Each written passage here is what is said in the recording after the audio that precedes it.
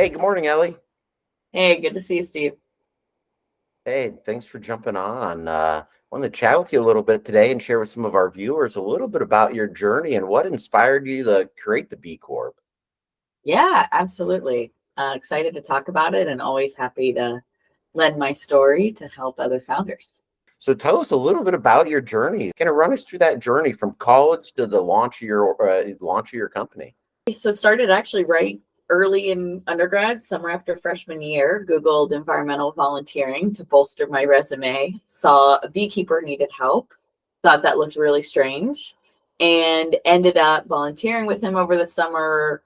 Totally fell in love with beekeeping and came back to the university, was a part of a garden leadership group where we had to do projects. And I said, hey, we don't have beehives on campus, and we should, to help students learn the craft and also understand how what they're studying interacts with this part of the ag sector.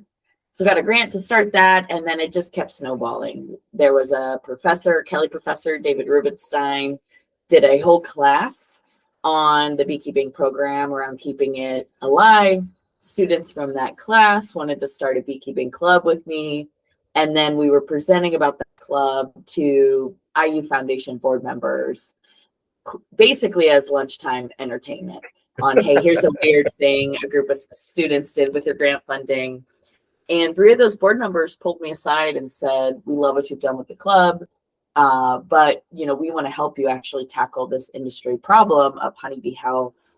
And we'll do that however you want, whether you want to start a nonprofit, for profit.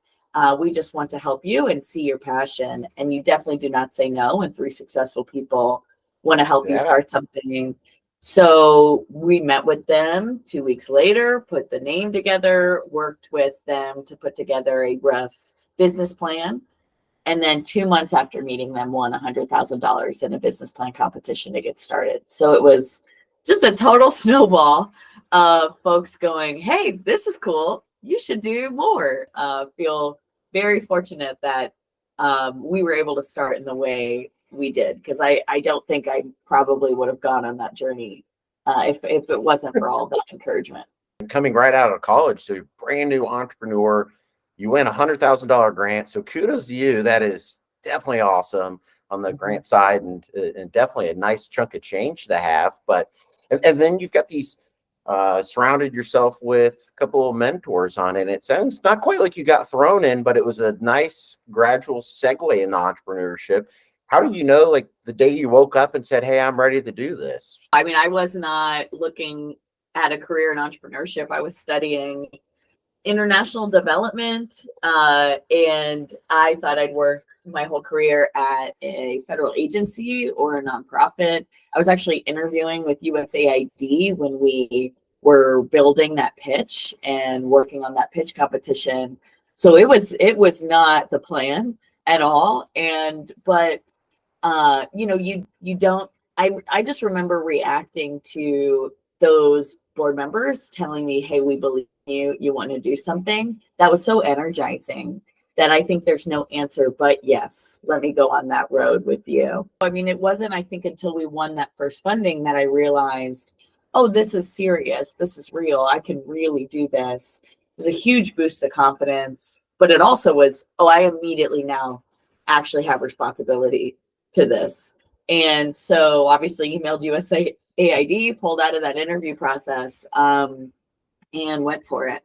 So yeah, it was sort of a little gradual, but it was definitely not the plan. I was carried along with it. But I just remember being so energized from that early, support and encouragement. So now you have $100,000. You're a real company now. You have real responsibilities and a real company. How did you start scaling, and when did you know that it's time for you to explore outside capital? And kind of tell us a little bit about that journey of when you decided to get outside capital and what led you to do it. That $100,000 wasn't a grant; it was a equity investment, which a lot of business competitions are. And so I was immediately, like I said, from day zero, not even really fully educated on what it means to be an entrepreneur, was already on that treadmill of taking equity funding. So we were on it. That $100,000, luckily though, took us quite a way. That allowed us to really refine our business model, get our first MVP off the ground, before we realized we needed to raise. We also, of course, didn't pay ourselves like the first 6 months, and then barely paid ourselves anything with that. So it helped us, I think, get formulated and started. But we were basically already on the treadmill. I think that's why I'm passionate about this topic, because we were young and we did not really fully understand what that means. We just took the money and, hey, this is great. And this is why I'm passionate about it, because I wish I would have, I don't know, maybe not been 21, been more educated. Post that first 100,000, we still could have done different funding pathways to be successful.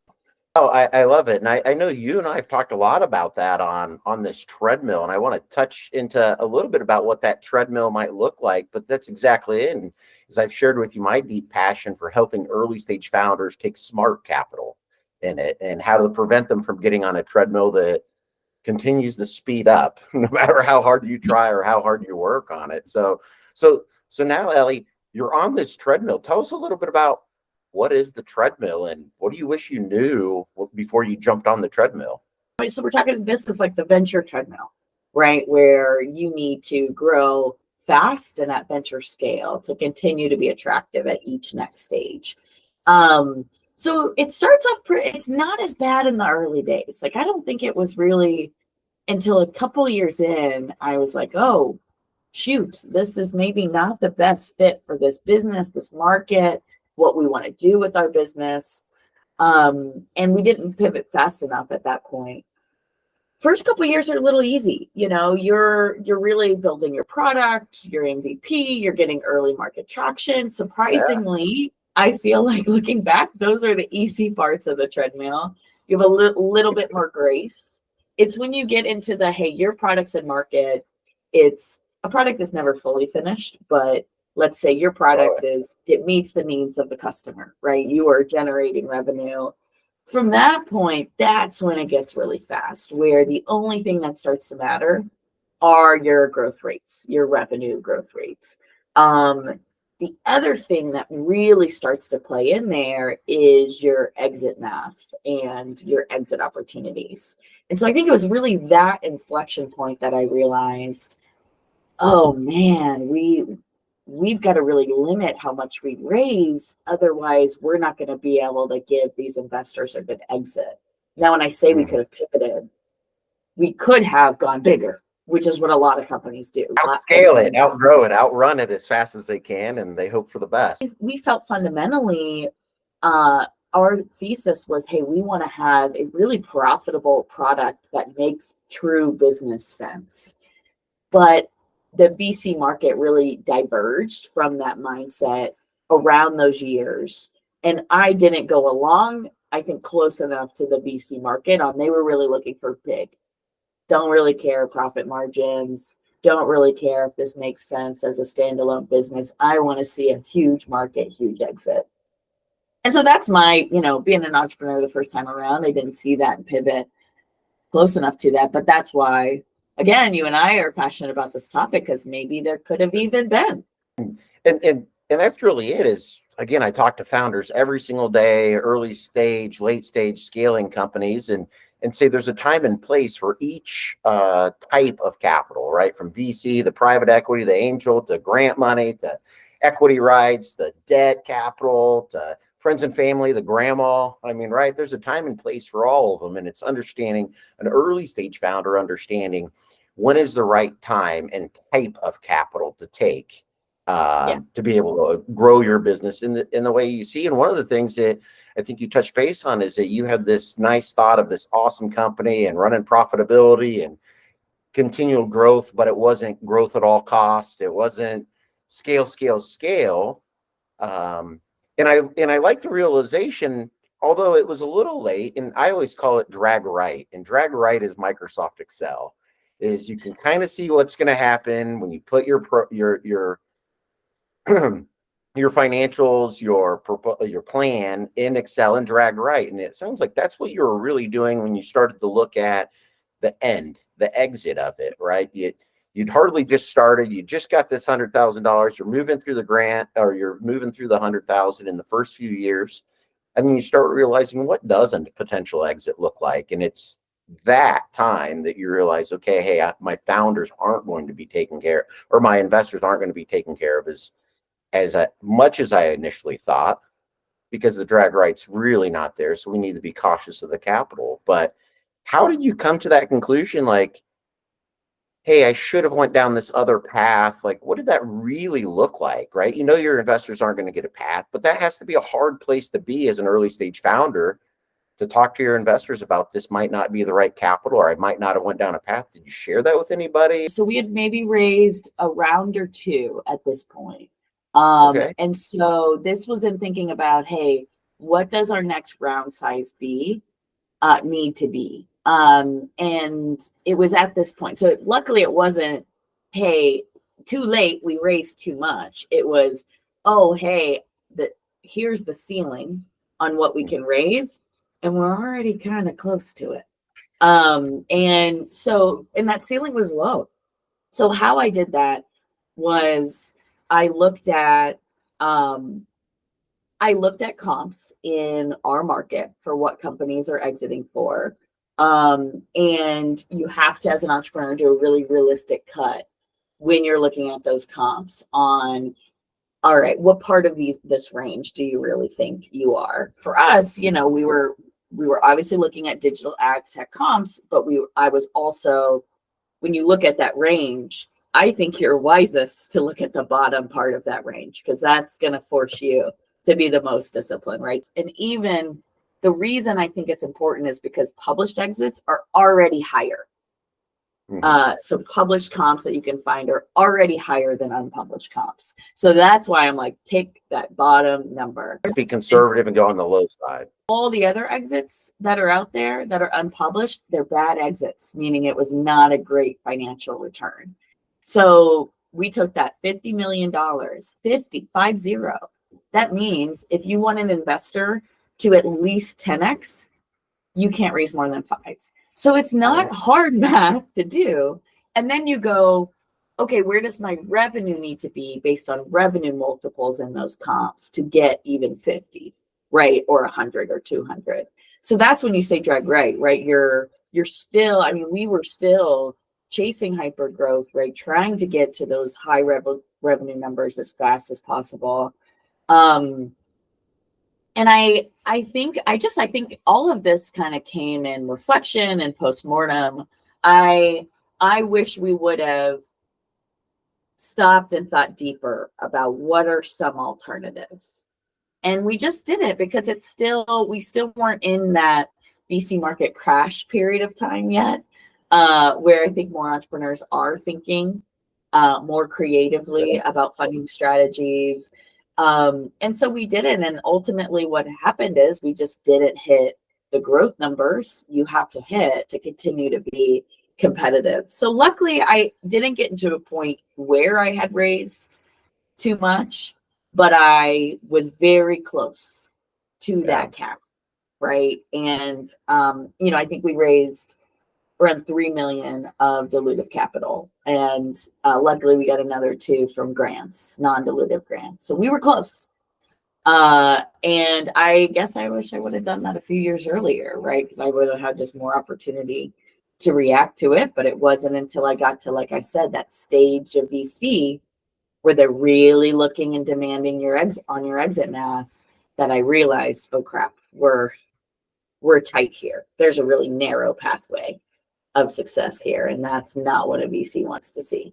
A few things that you said there, Ellie, was one of them is you did the math on it, and you were forward thinking on how does this really work. And again, as I talk to these founders every day, if you're one of the very few that have ever done the math, we a lot of times are doing the math for our early stage founders to help them understand what's really happening and how dilution works on it. But and having said that, where were the VCs or where were the partners? Was anybody sharing that information with you or letting you know maybe, hey, you are at the upper ceiling? Or was that really Ellie just doing your own research and trying to figure it out on your own? Was Ellie doing research to try to raise capital from this amazing VC fund that demanded it, and working with my board chair on building that math, making sure it was sound. I mean, when we went through an accelerator G beta, they had us pull comps, but they didn't go that next layer. And you need to actually how to apply those comps to your business and how to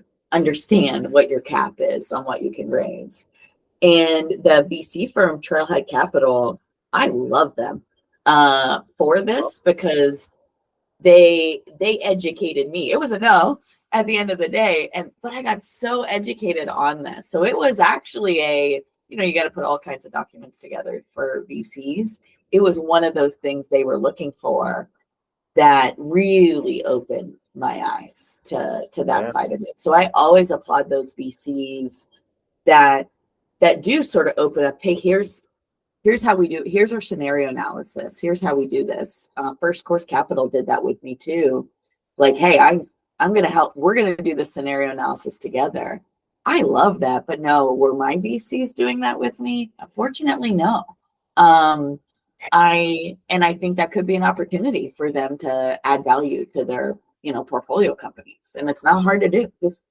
These aren't hard numbers to pull. They have the PitchBook subscriptions. This isn't hard math to do. You could do this probably in a day or two on all your portfolio companies really quickly. As I shared with you, we're building out some additional tech and some calculators for early stage founders that just do the math for them and help them just see what's going to happen. I kind of say drag right, see exactly what's going to happen in it. So now you've got it, and at least it didn't cost you necessarily. I mean, it might have cost you some millions, but it didn't cost you 50 million. You were solving this and figuring out there's not the best path forward for your company based on the math. So you figured that out. But how are you managing like the VC performance expectations? Not just performance of growth, but when you're coming to them saying, here's the situation I'm in, how did you handle all of those pressures as an early stage founder and millions of dollars that you're responsible for? Those last couple of years of the company were hard. And I actually don't think I maybe managed that the best way. And I've done postmortems with board members and my co-founder on how I could have done that better. I think one reason why I like to be so candid about our journey is because for me as a founder, that cliff on, hey, what happens if we're not successful was such a black box that I had so much anxiety about it. And that was paralyzing anxiety. So this is why I like to share my story, because I like to show, hey, this is what it's like on the other side. It's not that bad.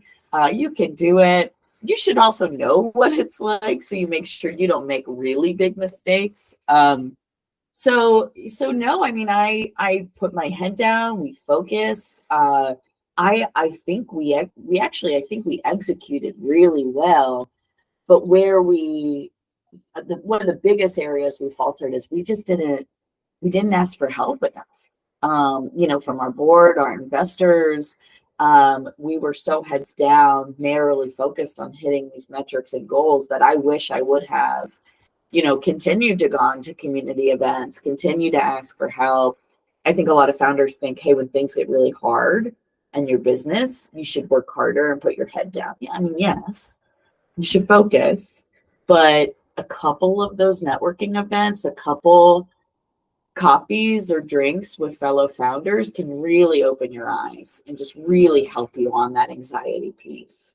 And so that has actually been a professional development area I've been very focused on, is my, mental performance, so that next time I get into high stress, high stakes scenario, I am reaching out and asking for help. I am realizing where I'm faltering. I'm very focused on that now. Meditate every day after work. I like it. And that's kind of right. The part of dealing with the setbacks is the postmortem, looking back on the things and even your mental state and what you're physically doing from yoga and meditation side of it to continue to deal with those setbacks. And a few things. One, I want to acknowledge, you said for next time. So that's exciting that you see a next time in there.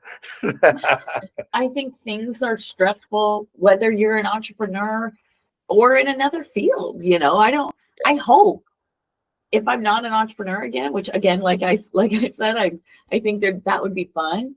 I hope I am in a position, a high stakes position where that stress is there. That's what I want. I want to perform at the highest levels, regardless of the sector, too. So I think this is relevant for anyone in our audience, not just entrepreneurs that really want to perform at the highest levels. And now here you are, you've got this point in your journey and at the B Corp that you've got to make a decision on what to do next. How did you make the decision that, hey, it's time to exit and this is the end? I was, communicating with my board chair about, hey, a little nervous about where these sales numbers are gonna land.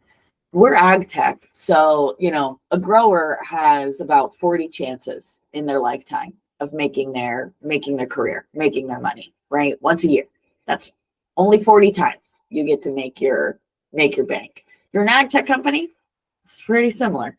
You get one shot a year to really, really show your stuff. And that is tough. That's one of the hardest things about ag tech and VC-backed ag tech.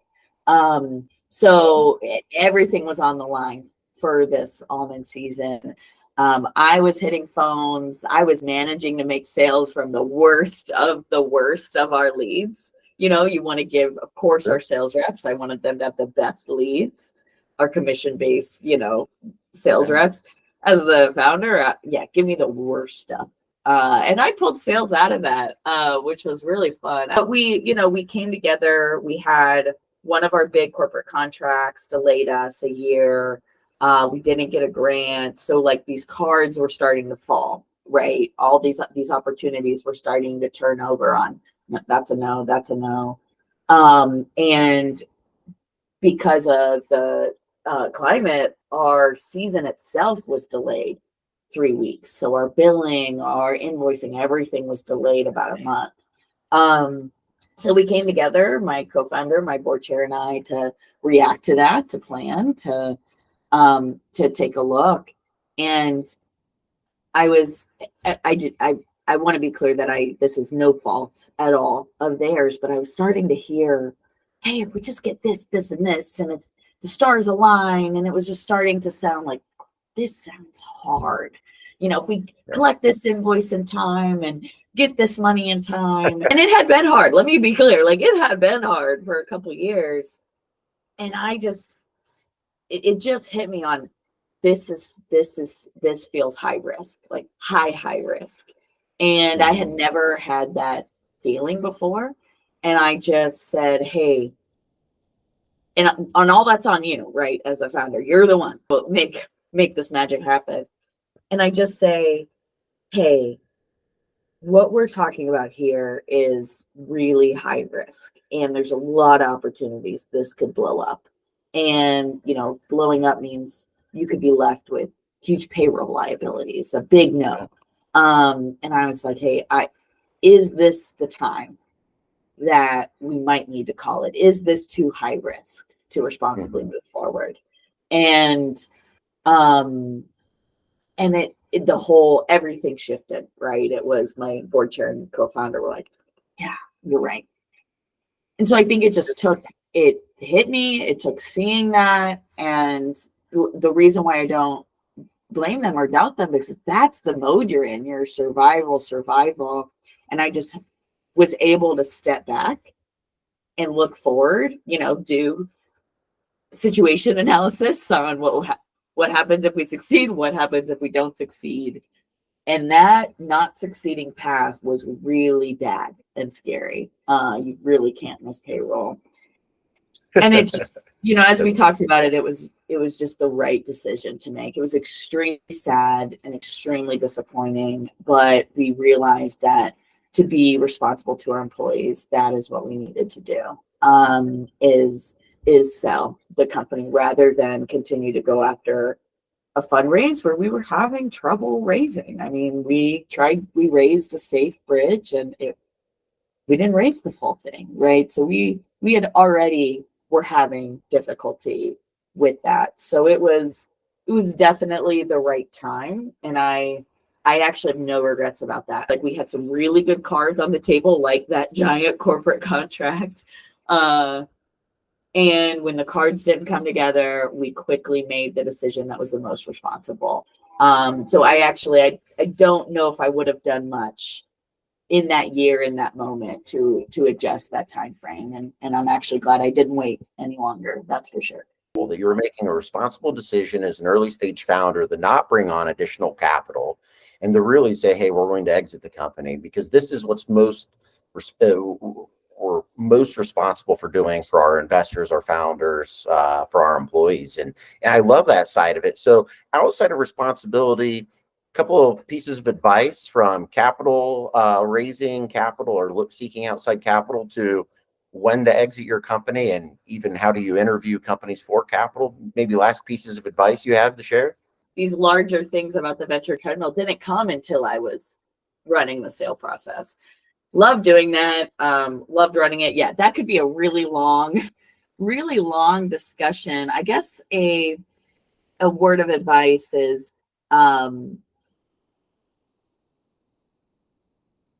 I think entrepreneurs need to be negotiating and networking with potential acquirers now. Right.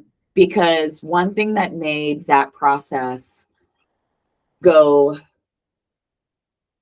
okay for us is that we already had a lot of relationships with potential acquirers. We already were doing business with them, had done research maybe with them, pilots, like we had it firm, established, on the books business with those potential acquirers. And doing that networking, I started that networking, I think 2, 3, 4 years prior, in that strategy. So I think if entrepreneurs aren't doing that, they need to, because you want those relationships well established, because someone is not going to acquire you that's never seen you. I mean, maybe, but you're not going to get good terms, and it's not going to be very successful for you and your company. So we did not have blockbuster success, but we had really good conversations and interests because of those relationships. So that's probably, if I could say one thing that a founder should be doing, it's that. Ellie, you've had a hell of a journey, and although, as you say, it might not be blockbuster, but an impressive journey. I mean, you had a hell of a track record, pushing 9 years with the B Corp, raising capital right out of college, which is kind of unheard of, to continually get $1 million rounds afterwards. I'm proud of you. I think you jumped into one of the hardest things to do, in my opinion, and that is to take the leap and jump in and be a CEO or a startup founder, to jump on the treadmill and then to realize that it's time to jump off the treadmill. So, for me and all the founders out there, it's a hell of a great story. It's a great journey that you've been on. You should be very proud of the success, and I'm excited that you're on with us, and now the future. So congratulations. You just became program officer of the McKinney Foundation. Can you share, or the McKinney Family Foundation? Can you share a little bit about the foundation and what you're working on today? So I started my company really from the place of my career passions are on solving environmental challenges. And I decided while we were running that sale process that my next challenge would be the climate crisis.